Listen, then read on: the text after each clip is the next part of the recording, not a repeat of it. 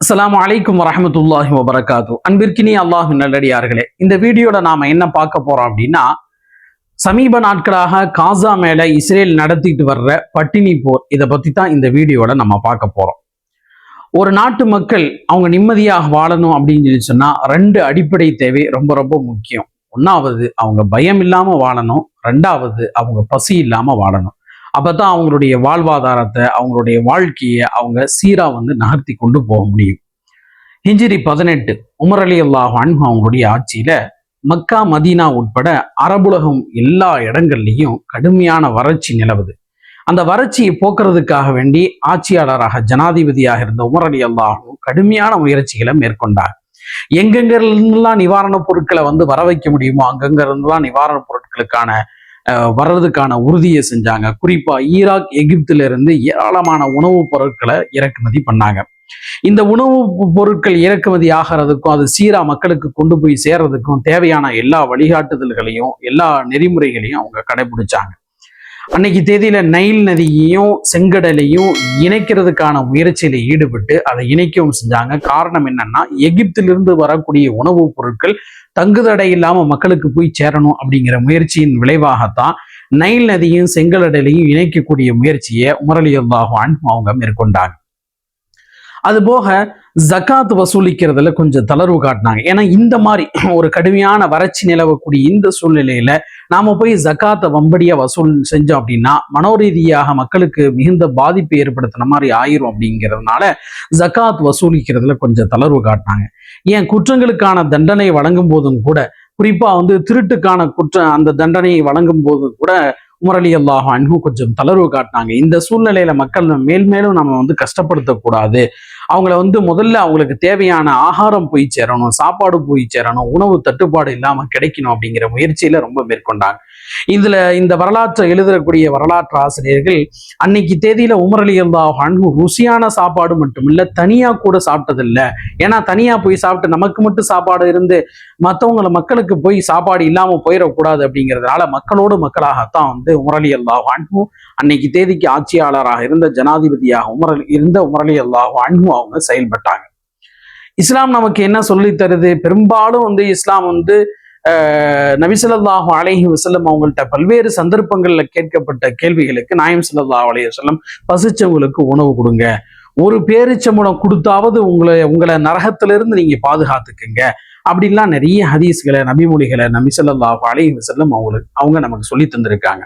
நாயம் ஸல்லல்லாஹு அலைஹி வஸல்லம் அவங்க சஹாபாக்களுக்கு சொன்ன பல்வேறு படிப்பினை சம்பவங்கள்ல இதுவும் ஒண்ணு. ஒருத்தர் காட்டுல நடந்து போய்கிட்டு இருக்காரு. அவருக்கு தாகம் எடுக்குது. கொஞ்சம் தூரத்துல பாக்குறாரு, கிணறு இருக்குது. கிணத்துக்குள்ளார போய் அவர் தண்ணி எடுத்து குடிச்சிட்டு தன்னுடைய தாகத்தை தீர்த்துக்கிறார்.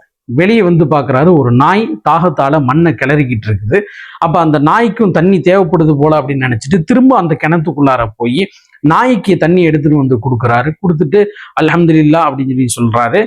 அல்லாஹ் அவருடைய பாவங்களை மன்னிச்சுட்டான் அப்படின்னு சொல்லி இவருடைய செயல்பாடுகளை சொல்லியும் இவருக்கு வழங்கப்பட்ட அந்த வெகுமதிகளை பத்தியும் நபி ஸல்லல்லாஹு அலைஹி வஸல்லம் அவங்க சஹாபாக்களுக்கு படிப்பினை சம்பவங்களாக சொல்ல அபூ ஹுரைரா ரலியல்லாஹு அன்ஹு அவங்க அறிவிக்கக்கூடிய இந்த ஹதீஸ் புகாரி ஷரீஃப்ல பதிவாகி இருக்கு.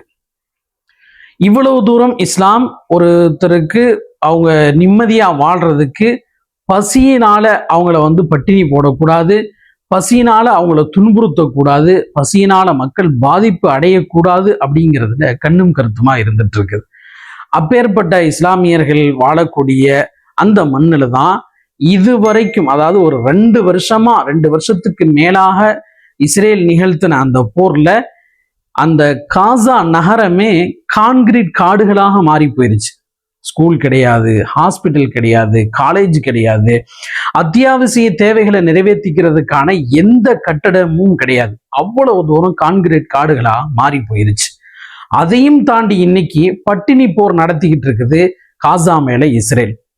நிவாரணப் பொருட்கள் எந்த நாடுகள்ல இருந்தும் வரக்கூடிய நிவாரணப் பொருட்களை எல்லையோரமா நாள் கணக்கில் நிறுத்தி வச்சிருக்கு, மாசக்கணக்கில் நிறுத்தி வச்சிருக்கு.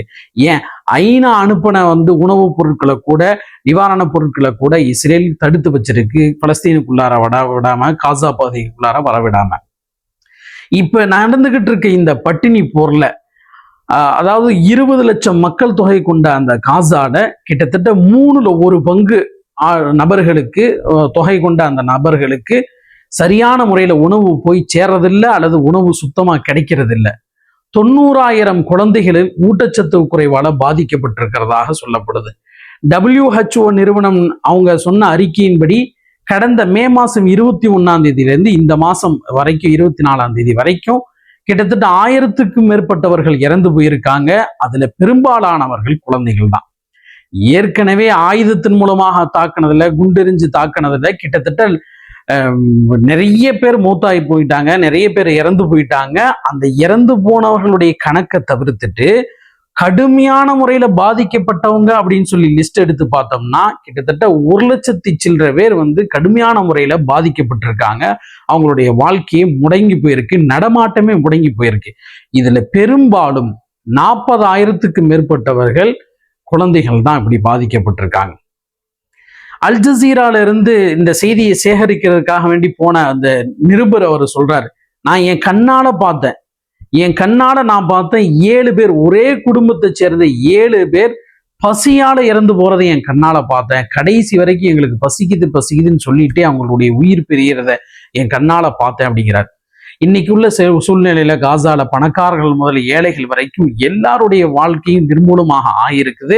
அது மட்டும் இல்லாம அங்க இந்த வெளியிலிருந்து வரக்கூடிய நிவாரணப் பொருட்கள் போக உள்ளூர்ல கிடைக்கக்கூடிய பொருட்கள்லாம் பார்த்தா அதனுடைய விலையெல்லாம் பயங்கரமான முறையில எகிரி இருக்குது. $5 விடுத்த $5 வித்த தர்பூஸ் இன்னைக்கு $250 விற்கப்படுது. பணக்காரர்களுக்கு ருசியான உணவு சாப்பிட்டு வளர்ந்த அந்த பணக்காரர்களுக்கு இன்னைக்கு ஒரு ரொட்டி துண்டு கிடைக்கிறதே பெரிய சவாலா இருக்கு. ஒரு அம்மா சொல்றாங்க, நாங்க வழக்கமா சாப்பிட்றதே ஒரு முட்டை சாப்பிடுவோம், ஒரு பிரெட் சாப்பிடுவோம், கொஞ்சம் பால் குடிப்போம், அது கூட எங்களுக்கு இப்ப கிடைக்க மாட்டேங்குது அப்படிங்கிறாங்க. குடிநீர் ஆகாரம் பாதிக்கப்பட்டிருக்கு. உணவுப் பொருட்கள் கிடைக்கிற உணவுப் பொருட்கள் வாங்கும் போது அதுல ஏற்படக்கூடிய தள்ளுமுள்ளால ஏராளமான பாதிப்புகள் ஏற்படுது. சுகாதாரமுற்ற முறையில அவங்களுக்கு கிடைக்கக்கூடிய மாவு உணவுப் பொருட்கள்லாம் இன்னைக்கு சேருது. அதுலயும் குறிப்பா இஸ்ரேல் அமெரிக்கா இந்த ரெண்டும் சேர்ந்து நடத்தக்கூடிய ஒரு தொண்டு நிறுவனம், அந்த தொண்டு நிறுவனத்தின் மூலமாக NGO மூலமாக சமீப நாட்களுக்கு முன்னாடி உணவு விநியோகம் செய்யப்படுது. அப்ப உணவை வாங்கிக்கிட்டு இருக்கும் போது இஸ்ரேல் தாக்குதல் நடத்துது. அந்த தாக்குதல்ல 80 பேர் இறந்து போயிடுறாங்க.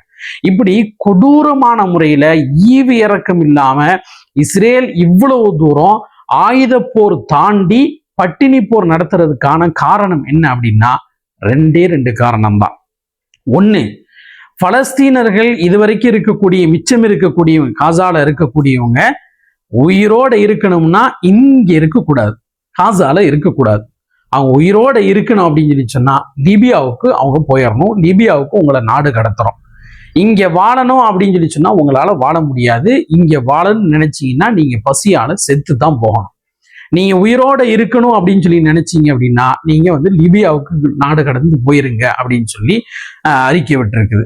அது போக இவ்வளவு தூரம் மூர்க்கத்தனமா தாக்கக்கூடாத தாக்குதல் நிகழ்த்துறதுக்கான மனிதாபிமானமற்ற முறையில நடந்துக்கிறதுக்கான இன்னொரு காரணம் என்ன அப்படின்னா பலஸ்தீனர்களுடைய, குறிப்பா காசா பகுதியில் உள்ள முஸ்லிம்களுடைய அந்த வைராக்கியம் தான். எல்லாமே முடங்கி போச்சு, இனி இழக்கிறதுக்கு எதுவும் இல்லை ஆகி போச்சு அப்படின்னாலும் கூட இவ்வளவு தூரம் அவங்க உறுதியா இருக்காங்களே, இவ்வளவு தூரம் ஈமானிய உரத்தோட இருக்காங்களே, இதுதான் இஸ்ரேலுக்கு பயங்கரமான எரிச்சலை உண்டு பண்ணுது. அதனாலதான் இந்த தலைமுறை அடுத்து தலை விற்றக்கூடாது, துளிர் விற்றக்கூடாது அப்படிங்கிறதுக்காக வேண்டிய குழந்தைகளை குறிப்பா எந்த இடத்துல தாக்குதல் நடத்தினாலும் குழந்தைகள் எங்க அதிகமா கூடியிருக்காங்களோ அங்க குறி வச்சு இஸ்ரேல் தாக்குது. அடுத்த தலைமுறை இது தோன்றிடவே கூடாது, உருவாகிடவே கூடாது அப்படிங்கிற அடிப்படையிலேயே குழந்தைகளை குறி வச்சு தாக்குது. இது எவ்வளவு தூரம் மனிதாபிமானமற்ற ஒரு செயல். உலக நாடுகள் கண்டிப்பா மூர்க்கத்தனமா கண்டிக்க வேண்டிய ஒரு செயல். ஒரு மனுஷனுக்கு அவனுக்கு தரக்கூடாத தண்டனை அப்படின்னா அவனுக்கு பசியால கொடுமைப்படுத்துறது தான். சமீபத்துல ஒரு இந்த மாசம் 17ஆம் தேதி, போன வாரம் வியாழக்கிழமைன்னு நினைக்கிறேன், வியாழக்கிழமை காசால உள்ள கத்தோலிக்க சர்ச் ஒண்ணு அங்க குண்டு வீசி தாக்குறாங்க, இஸ்ரேல் தாக்குறாங்க. தாக்கின உடனே இத்தாலியிலிருந்து கண்டனம் வருது. இஸ்ரேலிய ராணுவம் தாக்கினதுக்கு பிறகு இத்தாலியிலிருந்து உடனே கண்டன குரல் வருது. ஆனா காசால இருக்கக்கூடிய முஸ்லிம்கள், அப்பாவி முஸ்லிம்கள் தாக்கப்படுறாங்க, கொல்லப்படுறாங்க, பசியால இறந்து போயிடுறாங்க, குடிக்க தண்ணி கிடைக்க மாட்டேங்குது, தண்ணி கிடைக்கிற தண்ணியும் ஆரோக்கியமான முறையில கிடைக்க மாட்டேங்குது, ஒரு கிளாஸ் தண்ணியை ஆரோக்கியமா எடுக்கிறதுக்கே அவ்வளவு சிரமப்படுறாங்க, இவ்வளவு தூரம் கஷ்டப்படுறாங்க அப்படின்னா உலக நாடுகள் இதை கடுமையான முறையில கண்டிக்கணும். இஸ்ரேலுக்கு காலம் நிச்சயம் தக்க தீர்வு தரும். ஏன்னா ஒருத்தனுடைய ஒரு ஒரு அசிங்கம் என்ன அப்படின்னா ஒருவனுடைய வாழ்வாதாரத்தை பறிக்கிறது தான். அதை விட ஒரு கொடூரமான ஒரு செயல் எதுவுமே கிடையாது. அப்படி யாரெல்லாம் வாழ்வாதாரத்தை பறிக்கிறாங்களோ அவங்க எல்லாம் கொடூரமான முறையில பாதிக்கப்பட்டிருக்காங்க. இஸ்ரேலுக்கும் தக்க தண்டனை நிச்சயம் காலம் பதில் சொல்லும். இறைவன் அதுக்கு தகுந்த தண்டனையை கொடுப்பான், அதுல எந்த சந்தேகமும் இல்லை. இங்கிருந்து நாம உடல் அளவிலையும் சரி அல்லது பொருளாதார அளவிலையும் சரி உதவி செய்ய முடியாவிட்டாலும் நமக்கு இருக்கக்கூடிய ஒரே ஆயுதம் அவங்களுக்காக துவா செய்யறது. அந்த மக்களுக்காக, அந்த குழந்தைகளுக்காக இனிமேலும் அவர்கள் சிரமத்துக்குள்ளாக ஆகக்கூடாது. இஸ்ரேலுக்கு தகுந்த பாடத்தை இறைவன் புகட்ட வேண்டும். வெகு விரைவாக காசாவில் இயல்பு வாழ்க்கை திரும்ப வேண்டும் என்று துவா செய்வது நம் எல்லோருடைய கடமை. நிச்சயம் அல்லாஹு தாலா இதை அங்கீகரிப்பானாக. ஆமீன். அஸ்ஸலாமு அலைக்கும் வரஹ்மத்துல்லாஹி வபரகாத்துஹு.